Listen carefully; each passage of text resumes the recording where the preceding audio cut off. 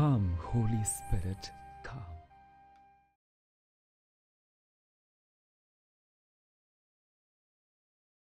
সকলকে জয় যিশু। আজ 10ই মার্চ। আজ খ্রিস্ট মণ্ডলে সাধু জন ওগিলভির স্মরণ দিবস পালন করছে। ফাদার জন ওগিলভি তার শরীরের মূল্যবান রক্ত ঝরান এবং শহীদ মৃত্যুবরণ করেন। তার এই রক্ত মানুষের শুকিয়ে যাওয়া বিশ্বাসকে তাজা করে। বীরত্বপূর্ণ কোনো কাজ অনেক ক্যাথলিককে মনোবল হারানো থেকে ফিরিয়ে আনার জন্য যথেষ্ট।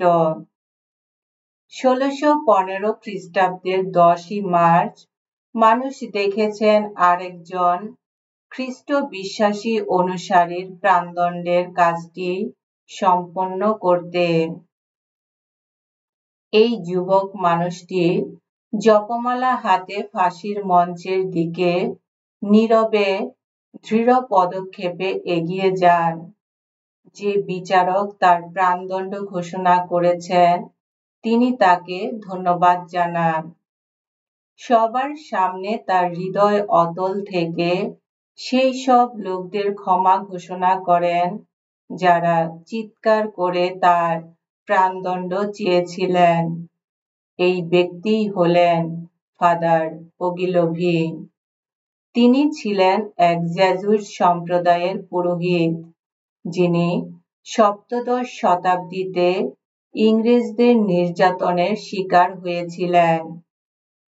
প্রাণদণ্ড কার্যকর করার আগে ফাদার ওগিলভিকে কিছু কথা বলার সুযোগ দেয়া হলো।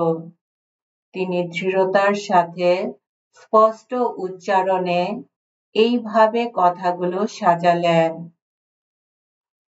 এটা স্পষ্ট যে মাত্র ধর্মীয় কারণে আমাকে দোষী বলে অভিযুক্ত করা হয়েছে। সেজন্য 100 মানুষের জন্য জীবন দিতেও আমি প্রস্তুত, এবং তা দেব মুক্ত, স্বাধীনভাবে ও হাসি মুখে। তাই এখন আমার যা আছে তোমরা তা নাও। আমি সম্পূর্ণভাবে প্রস্তুত। আমার কাছ থেকে তোমরা আমার ধর্ম নিতে পারবে না।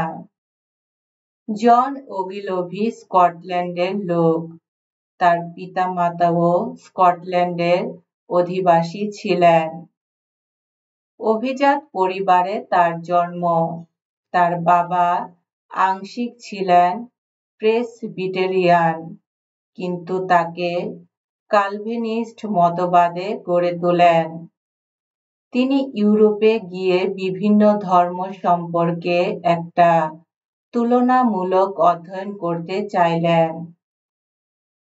ক্যাথলিক মণ্ডলী সম্পর্কে যখন গবেষণা করছিলেন, সেই সময় তিনি ক্যাথলিক মণ্ডলীর ধর্ম শহীদদের বিষয়ে একটি বই পড়েছিলেন।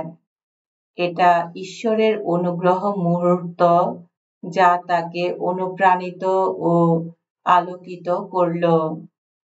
তিনি তখন স্থির সিদ্ধান্ত নিলেন যে তিনি সেই ধর্মই গ্রহণ করবেন যে ধর্মে গরিব ধনী সবারই স্থান আছে, যে ধর্ম ভালো ও পাপী সবার সাথে ভালো আচরণ করে, এবং যে ধর্মের সদস্যরা না দেখে পুরস্কারের জন্য যে কোনো নিপীড়ন সহ্য করতে প্রস্তুত থাকেন।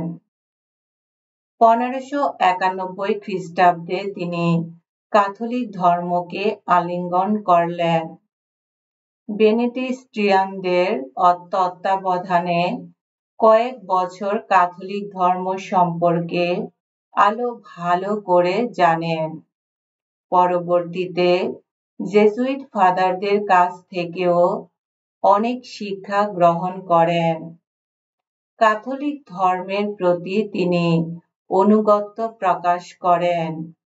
মোরাভিয়ায় তিনি শীঘ্রই জেসুইট শিক্ষালয়ে প্রবেশ করলেন, কারণ একজন পুরোহিত হয়ে তাকে ঈশ্বরের সেবা করতে হবে।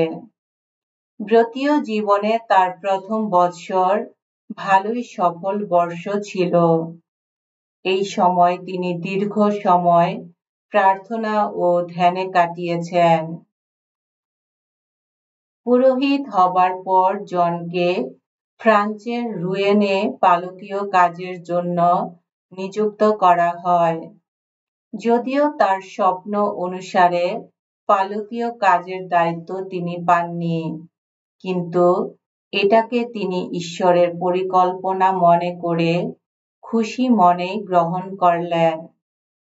তিনি সিদ্ধান্ত নিলেন যে মিশন কাজের জন্য গিয়েও তিনি খ্রিস্টের সাক্ষ্য বহন করবেন।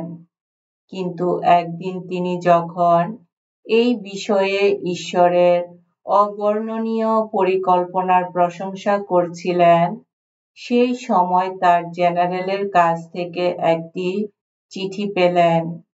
চিঠিতে তাকে স্কটল্যান্ডে আসার উদ্দেশ্যে ফ্রান্স ত্যাগ করতে বলা হলো। ফাদার জনের জন্য সেই দিনটি ছিল আশীর্বাদের দিন। এই সুবর্ণ সুযোগের জন্য তিনি ঈশ্বরকে ধন্যবাদ জানালেন। ফাদার জন স্কটল্যান্ডে ফিরে আসার জন্য যাত্রা শুরু করলেন। তিনি একজন পদস্থ আমলার ছদ্মবেশে আসলেন, যেন ইউরোপের যুদ্ধক্ষেত্র থেকে তিনি ফিরে এসেছেন এবং এখন তার ঘোড়াগুলো সামলানোর কাজে ব্যস্ত। তার প্রথম প্রচেষ্টা সফল হলো। অনেক জায়গায় তিনি নিরাপদে যাতায়াত করতে পারলেন। তিনি অনেক ক্যাথলিকদের পেলেন। তাদের পরীক্ষা ও কষ্টের মুহূর্তে তাদের কাছে তিনি হয়ে উঠলেন সান্ত্বনার দূত। পবিত্র খ্রিস্টজাগ উৎসর্গ ও সংস্কারগুলো সম্পাদনের কাজগুলি তিনি খুবই সতর্ক ও সাবধানে করতে লাগলেন। কিন্তু যারা বিশ্বস্ত রয়েছেন তাদের জন্য এই কাজগুলি অবশ্যই সম্পাদন করতে হবে তাদের বিশ্বাসকে সজীব ও সক্রিয় রাখার জন্যে। ক্যাথলিক ধর্মের উপস্থিতি নিষিদ্ধ ছিল। তা রাজার পার্থিব আধিপত্য বা শ্রেষ্ঠত্ব বজায় রাখার জন্য ছিল একটা বড় হুমকি। তিনি পুরোহিতদের নির্মূল করার জন্য আরো দৃঢ় প্রতিজ্ঞ হলেন যেন সমস্ত পুরোহিতগণ দৃশ্যপট থেকে বিলীন হয়ে যায়। রাজা ভাবলেন এর ফলে সকল ক্যাথলিক বিশ্বাসী তাদের ধর্মীয় কাজে নিষ্ঠাহীন হয়ে পড়বেন, তাদের মধ্যে ঢিলে ভাব আসবে এবং ক্রমান্বয়ে তারা তাদের বিশ্বাস হারিয়ে ফেলবেন। জন রাজার এই সমস্ত আদেশে খুব একটা উদ্বিগ্ন বা দুশ্চিন্তাগ্রস্ত ছিলেন না। তিনি একজন ব্যবসায়ীর ছদ্মবেশ ধারণ করে সহজেই তার কাজ সম্পাদন করতে পারতেন। যা হোক না কেন, একদিন হঠাৎ করে জনকে গ্রেপ্তার করা হয় এবং রাজার সৈন্যদের দ্বারা টেনে হেঁচড়ে কারাগারে নিক্ষেপ করা হয়। জনের স্বধর্ম ত্যাগ মানে রাজার মহান বিজয়, তাই তাকে নৃশংসভাবে নির্যাতন করা হলো, কিন্তু ক্যাথলিক ধর্ম বিশ্বাস থেকে তাকে এক চুলও নড়াতে পারল না। তিনি সাহসিকতার সাথে তার ধর্ম বিশ্বাস রক্ষা করলেন। যে সৈন্যগণ তাকে স্বীকারোক্তি আদায়ে এত দৈহিক যন্ত্রণা, এত অপমান, অমর্যাদা এবং বিদ্রূপ উপহাস করে ব্যর্থ হলেন, এবার তারা স্থির করলেন তার মন ধ্বংস করে দিতে। তারা তাকে ৮ রাত ঘুমাতে দিলেন না, তাকে জাগিয়ে রাখলেন। তীব্র চিৎকার করে এবং মাথায় আঘাত করে তারা তাকে একটানা জ্বালাতন করতে লাগলেন। ডাক্তারদের পরামর্শের কারণে তাকে আবার ঘুমাতে দেয়া হলো। এ ধরনের অমানবিক নির্যাতনের পরও জন নিজেকে শান্ত রাখলেন। ফাদার জন সবচেয়ে যে দিনটির স্বপ্ন দেখেছিলেন, সেই স্বপ্ন পূরণের দিনটি অবশেষে আসলো। স্কটল্যান্ডের ইতিহাসে এই দিনটি ছিল একটি অন্ধকারময় বিষণ্ণ দিন, কিন্তু ঈশ্বরের মণ্ডলীর জন্য তা ছিল একটি বিজয়ের উল্লাসে গৌরবান্বিত দিন। আরেকজন ধর্ম শহীদ তার রক্ত ঝরাতে যাচ্ছেন, শরীরের মূল্যবান রক্ত, যা তার দেশের অনেক লোকদের মরে যাওয়া বিশ্বাসকে আবার সজীব করে তুলবে। জন খ্রিস্টকে সন্তুষ্ট করার জন্য মারা গেলেন। 1976 খ্রিস্টাব্দের 17 অক্টোবর তাকে সাধু শ্রেণীভুক্ত করা হয়। এর আগে 1929 খ্রিস্টাব্দের 22 ডিসেম্বর তাকে ধন্য শ্রেণীভুক্ত করা হয়। এসো আমরা প্রার্থনা করি।